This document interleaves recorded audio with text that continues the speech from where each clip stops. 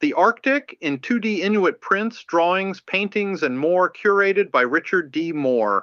The exhibit introduces viewers to the range of media and styles Inuit artists used to produce 2D work in the North American Arctic, starting in the late 1950s and extending up to the present. The show does not provide representative samples of the subjects presented in Inuit art. It focuses more on the spirit world than the material and favors abstraction over detail. Do not expect to find a lot of igloos and dog sleds on view. Art is an invasive species in the Arctic.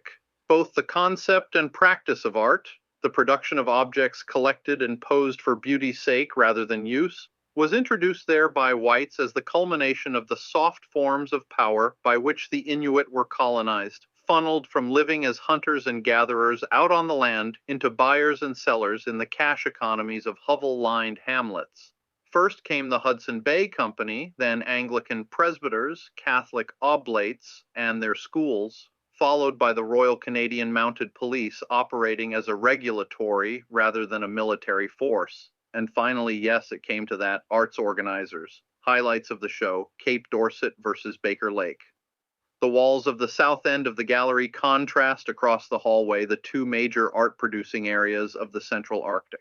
The pure beauty and gentle humor of Cape Dorset, located on the south end of Baffin Island, and the intense, fraught, bold, and bright work of Baker Lake, located 125 miles inland west of Hudson Bay, and one of the coldest places on the planet. The show presents prints from 4 of the 6 Inuit towns in Canada that produced prints, the first 2D medium to arise there, Cape Dorset, Baker Lake, Holman in the Northwest Territories, and Pangnirtung on eastern Baffin Island.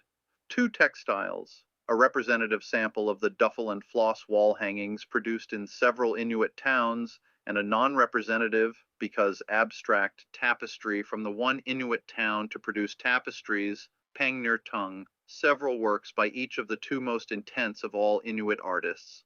Artists whose work features the monsters which inhabit their lives both metaphorically and by their own lights, literally, Floyd Kuptana, Polituk NWT/Toronto, and Shuvinai Ashuna, Cape Dorset, who is currently the most famous living Inuit artist.